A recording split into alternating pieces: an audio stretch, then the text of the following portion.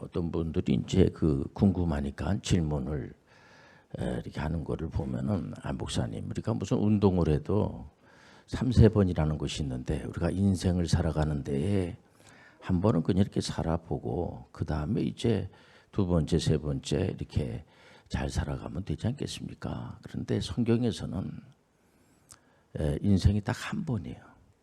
우리는 먼 길을 가는 나그네들입니다. 그렇기 때문에 우리 힘이 있어야 돼요. 하나님이 주시는 힘을 가지고 살아야지만 됩니다. 우리가 이제 성경을 보면은 이제 구약 39권하고 신약 27권을 보지 않습니까?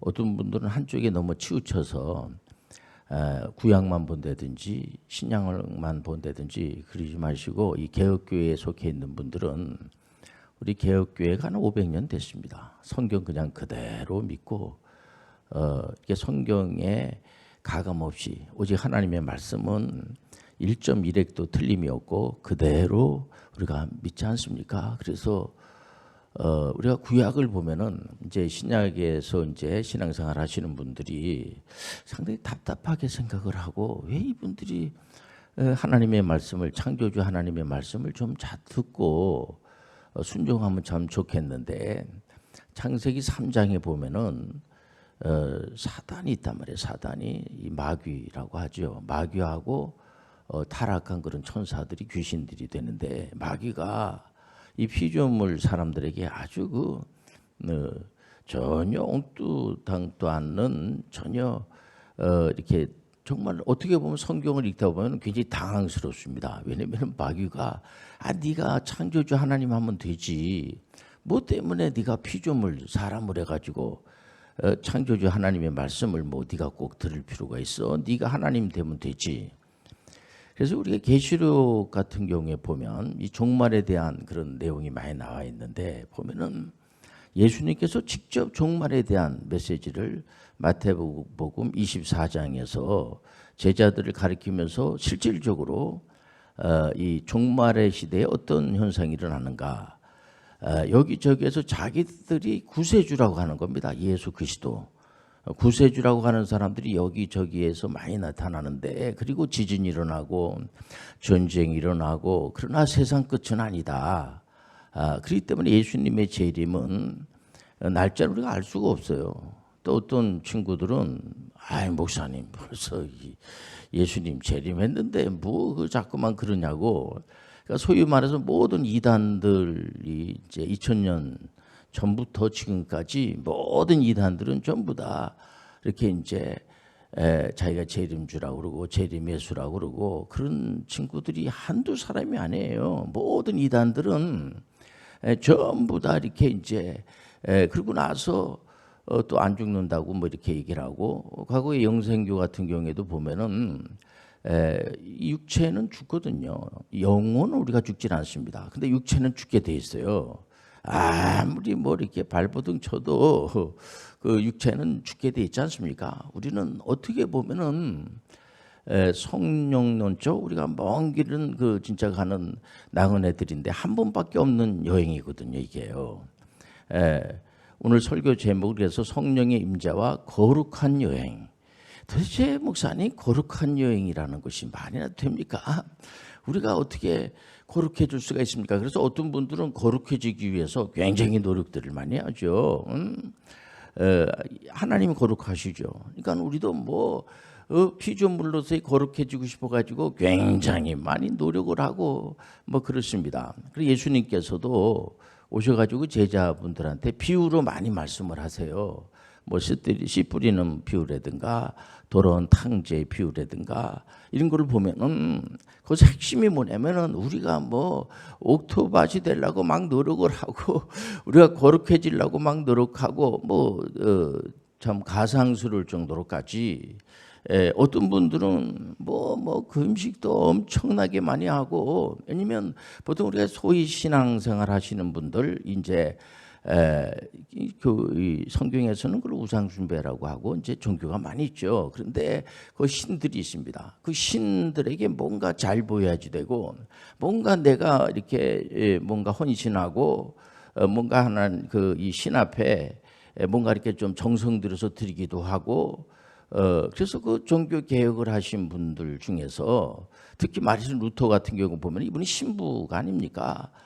아무리 바늘 방석이 않고 저희가 금식을 하고 막 이렇게 하면 할수록 더 죄책감만 생기고, 예수님께서 하신 말씀은 뭐냐면은 예수님이 구원해 주신다는 거예요.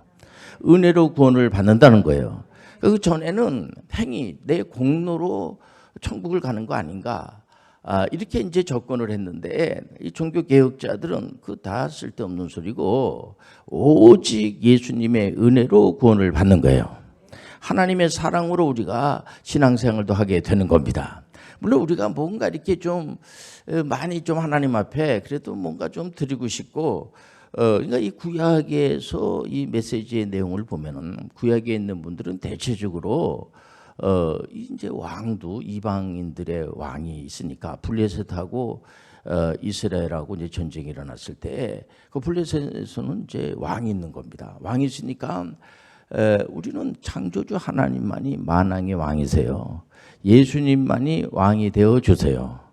오늘 이 자리에 성령님이 와 계십니다. 이 삼위일체에서 우리가 이제 이 개혁교회에 속해 있는 분들은 전부 삼위일체 하나님을 믿는 겁니다. 이 삼위일체로 우리가 이제 이단 사이비를 걸러낼 수가 있어요. 삼위일체에 다 걸립니다. 이단들은, 사이비들은 그 중에서 자기가 뭐 주로 성령이라고 한다든지 아니면 자기가 재림예수라고 한다든지 이긴 자라고 한다든지, 이게 전부 다 이단들이 특징입니다. 특징적으로 나타나서 이 삼위일체에 다 걸리게끔 돼 있어요. 보면 이단들은 그러니까 자꾸 왕을 세워달라고 난리 쳐가지고, 여러분들 잘 알다시피 이스라엘의 역사는 아주 단순해요. 복잡하지 않습니다. 우리가 이스라엘의 역사를 배우기 위해서 이렇게 모인 건 아니에요. 그러나 역사를 통해서 하나님의 섭리, 하나님이 어떻게 하시는가를 알 수가 있는 거예요. 우리가 구약을 보면서 아브라함, 믿음의 조상 아브라함을 선택을 하고, 하나님께서 아브라함에게 하나님이 어떤 분인가를 이렇게 자세하게 이렇게 가르쳐 주는 겁니다. 아주 세밀해요. 그 성막 같은 경우 보면은 아주 굉장히 구체적이고 아주 그 섬세하고 하나하나씩 전부 다 이렇게 돼 있고, 참새 한 마리 떨어지는 거 하나님 허락 없이 떨어지질 않고, 우리의 머리털까지 세신 받으신 하나님, 우리 하나님만이 전지전능하신 분이세요. 그래서 왕을 이제 세웠죠. 자꾸 세워달라고 하니까 사울 왕을 세우고 다윗 왕, 또 솔로몬 왕, 여러분들 잘 알다시피, 그리고 이스라엘의 모든 왕들이 42명입니다. 북이스라엘의 왕이 19명, 또 남유다의 왕이 20명. 근데 참 이게 답답할 정도로 북이스라엘의 왕 19명이 한 사람도 요 하나님을 찾지도 않고, 요 하나님을 그 왕들이 그 예배드리진 않습니다. 전부 우상 앞에 가가지고 이상하질 않아요. 모든 왕들이 우상 앞에 가서 절하고 우상을 섬기는 겁니다. 우상들은 뭐 이렇게 우리의 손을 들어주는 것처럼 생각이 되거든요. 대체적으로 종교라고 하면은 이 종교에 그 이제 귀의하는 분들 보면 그 종교의 신이 그 소원을 들어주는, 교회에서도까지, 우리 개혁교회에서도 보면 뭐 어떤 문제가 생기고 그러면은 아무래도 교회에 나오게 되고 예수님의 이름으로 기도해서 그걸 해답을 받으려고 그러고, 특히 이제 성직자인 담임 목사님에게 손도 이렇게 악수도 하면서 자꾸만 이제 그 상담도 하고 그러지 않습니까? 이게 하나의 종교성입니다. 그게 나쁜 거 아니죠. 그러니까 이스라엘의 그 19명이나 되는 북이스라엘의 왕들이 전부 우상 앞에 가서 절하고, 그러니까는 그때 선지자들이, 그때 애언자 선지자들 하나님 보내가지고 그러면 안 된다. 우상 앞에 가서 절하고 안 되지. 바알 선지자를 동원시켜가지고 그런 짓 하면 안 되지. 특히 그 아합이라고 하는 왕이 또 그 부인이 이세벨이잖아요. 이 사람은 우상을 아주 섬기는 앞장서는 그런 사람입니다. 그때 엘리야 선지자가 그 시대의 사람인데 뭐 선지자들을 여호와 하나님께서 보낸 선지자들을 막 갖다 죽이는 겁니다. 그리고 듣지도 않고 그래서 갈멜산의 전투라고 하는 것이 왜 그 우상 숭배하는 바알 선지자들을 그냥 대결해 가지고 이 엘리야가 이기는 그런 내용이 나오지 않습니까? 구약의 역사가 그래요. 그러니까 북이스라엘의 이 사람들은 먼 길을 가는 나그네인데 어떤 거룩한 여행이 아니고 아주 더러운 여행이 된 겁니다. 이게 한마디로. 왜냐면은 이 사람들이 두려운 지에 우리가 구약의 예언서를 이렇게 이제 보면은 뻔한 게 뭐냐면 이 사람들이 북이스라엘 왕들이 19명이나 되는 한 명도 아니고 오랜 시간이 지나죠. 하나님께서 계속 선지자들을 보내고 그러면 안 돼요. 그렇게 우상 숭배하면 안 됩니다. 여호와 하나님만을 믿고 하나님의 말씀을 따라가는 것이 그게 올바르게 살아가는 거고 그런데 이 사람들은 속이는 겁니다. 왕들이 이거 다 여호와 하나님 앞에 다 영광 드리는 거고 이러는 거지 뭐 다 그게 그런 거지 다 이렇게 자꾸만 접근을 하는 겁니다. 그러니까 19명의 왕들이 얼마나 속을 새겼는지 저는 뭐 이렇게 그 해석을 할 수밖에 없지만은 뭐 속을 새겨서 그때기보다도 우리 하나님께서 훈련시키는 겁니다. 지금 이번에 우리 WCPM에서 우리 아이들이 4월 8일 날 시험을 보는 겁니다. 그 부모님들의 입장에서 보면은 이 아이들에 대해서 어떻게 생각할 겁니까? 어쨌든 시험을 봐서 합격을 해야지 되는 겁니다. 선생님들이 잘 가르쳤지만 선생님들이 시험 보는 게 아니라 학생이 시험을 보는 거예요. 학생의 시험을 봐서 합격을 해야 돼요. 그런데 이게 거기 수준에 이렇게 미치질 않으면은 그 부모님들의 입장에서 얼마나 지금 뭐 조기 교육에 열풍이 불어져 가지고 지금 이제 뭐 이 보습 학원이라든가 학원을 잘 보내질 않고 최저 비용이 뭐 40만 9만 원 정도고 강남 쪽에서는 벌써 이제 4살 5살짜리 학생들이 이제 선행학습을 이제 특히 영어라든가 이런 것 때문에 돈을 엄청나게 뭐 이렇게 수백만 원씩 드리는 분들도 있고 보면요. 왜 그렇습니까? 이 아이가 뭔가 좀 반듯하게 좀 실력을 기르게 하기 위해서 그렇게 하는 거 아니겠습니까? 우리 하나님께서는 이거 안 되겠다 해가지고 아시리아 제국을 세웁니다. 이 아시리아 제국을 세워가지고 북이스라엘은 완전히 초토화가 돼버려요. 그래서 물론 이제 선지자들이 북이스라엘에게도 계속해서 이렇게 유료해주고 우리 하나님께서는 선지자들을 보내가지고 유료해주고 그런데 사실 북이스라엘은 아시리아에 잡혀간 그 포로로 붙잡혀간 사람들이 돌아오지는 못합니다. 그게 언제 우리가 만날 수 있냐면 사마리아인 나오지 않습니까? 성경에 사마리아 예수님이 사마리아 땅에 가가지고 사마리아 여인을 만나고 사마리아인들한테 니네 조상이 누구야? 이렇게 얘기를 하면 그 사마리아 여인이 그 아브라함, 야곱 이렇게 얘기하지 않습니까? 이 사람들입니다. 그러니까 고향을 잃어버린 사람들이에요. 그러니까 정말 그 한 번밖에 없는 인생인데 이 거룩한 여행이 아니고 한마디로 참 비참한 여행.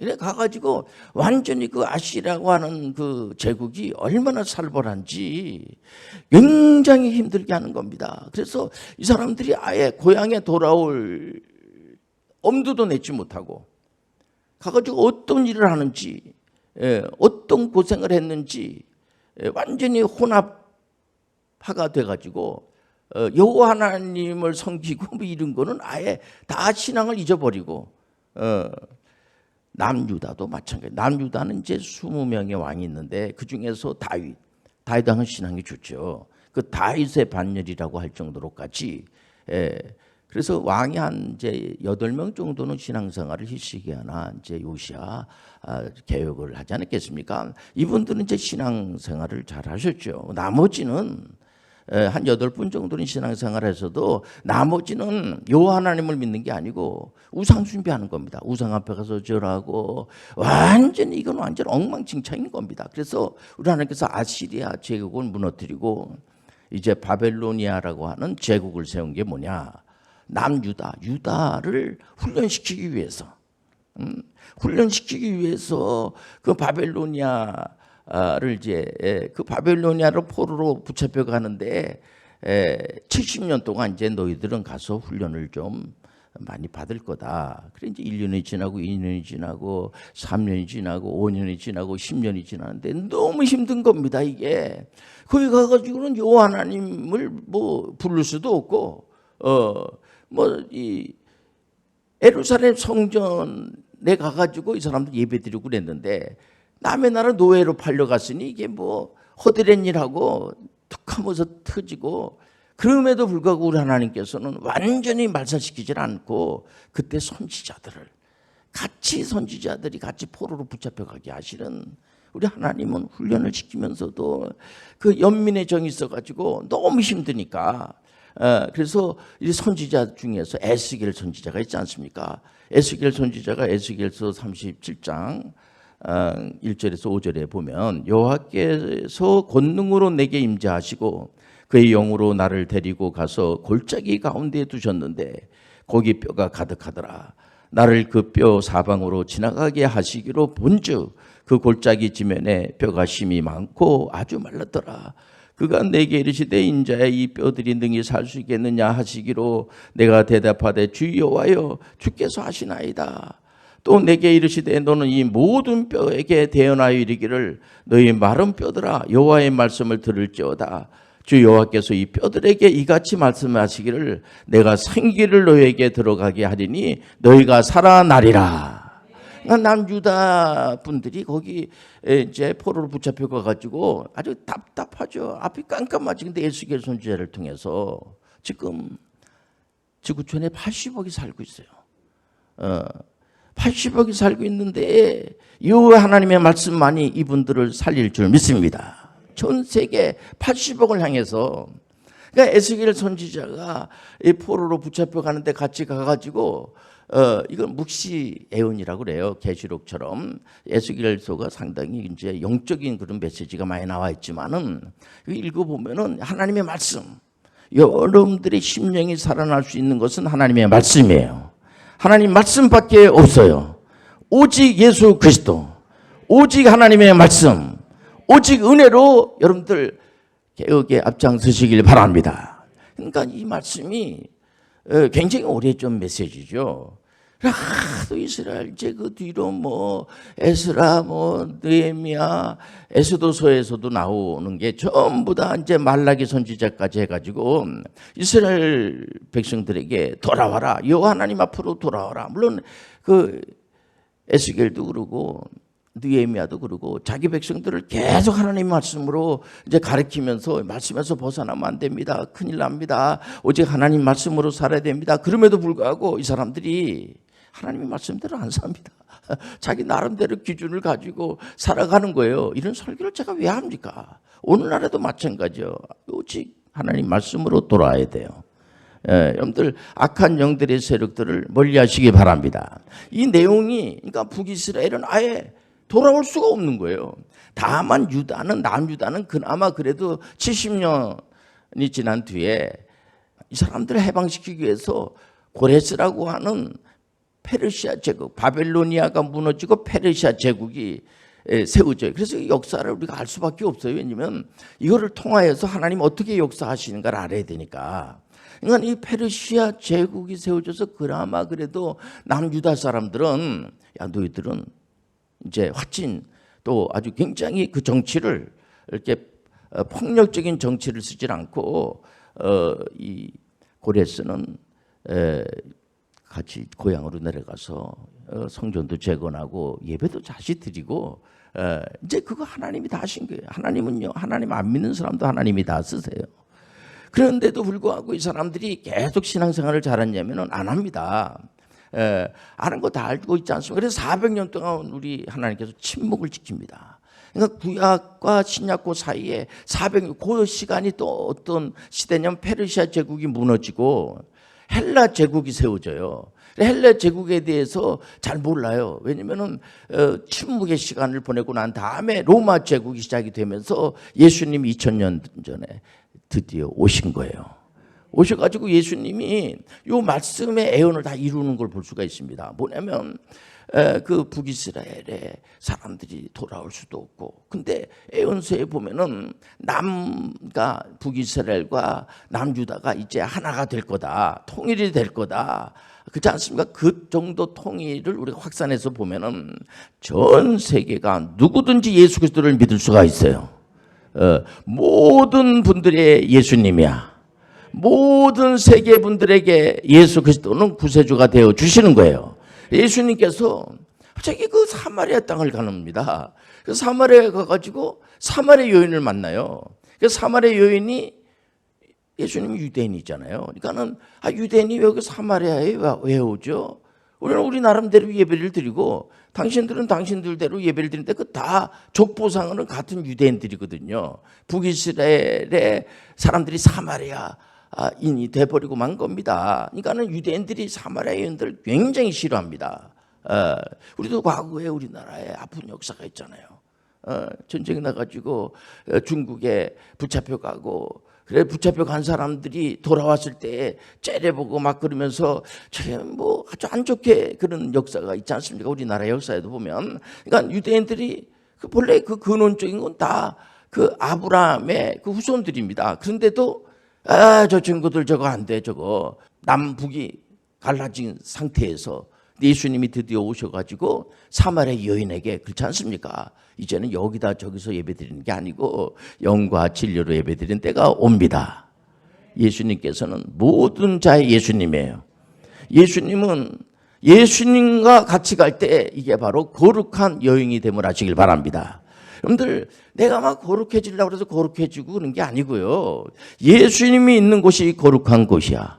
성령님이 있는 곳이 거룩한 곳이야. 더러운 곳이 아니고. 그래서 예수님이 우리한테 들려주시는 메시지가 오직 예수 그리스도의 은혜로 구원을 받는 거예요. 다른 이름은 없어요. 계속해서 들려주시는 메시지가 예수님이 오죽하면은 아이들이 글을 쓸 때 빨리 못 쓰잖아요. 처음에. 그러면은 선생님들이 이렇게 잡아서 이렇게 써주잖아요. 그런 것처럼 예수님 우리의 손을 잡아주시고 써주시는 예수님이에요. 예수님께서 부활승천하시고 우리를 위해서 지금도 기도해 주시고 계세요. 예수님이 우리한테 들려주신 메시지가 뭐냐면 예수님의 이름으로 얼마든지 기도할 수가 있어요. 여러분들 예수님의 이름으로 기도해 보세요. 우리가 24시간이 아닙니까? 하루가. 근데 저는 이런 생각이 들어요. 저는 이제 목사님 어떻게 기도해요? 기도를 오래는 안 하죠. 잠깐씩 제가 몇 초씩 한 24번 정도는 기도를 제가 의식적으로 합니다. 잠자기 전에도 단말마적으로 예수여 도와 주옵소서. 오직 하나님의 말씀으로만 우리가 살아가게 도와 주옵소서. 여러분들 24번, 24시간이니까 24번을 여러분들 잠깐씩이라도 기도하면서 하나님이 함께 하십니다. 예수님이 여러분들을 도와줄 겁니다. 오늘 이 자리에 성령님이 와 계십니다. 우리 안에 성령님이 거하는 거예요.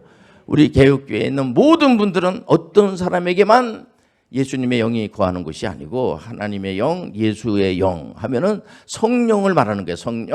성령이 우리 가운데 임재하시니까 마귀가 머리털 하나 건들 수가 없어요. 얼마나 여러분들 감사합니까? 우리가 한 번밖에 없는 인생이지만 외롭지 않습니다. 성령님이 도와주십니다. 우리 안에 성령님이 와 계세요. 우리는 거룩한 여행을 하고 있는 겁니다.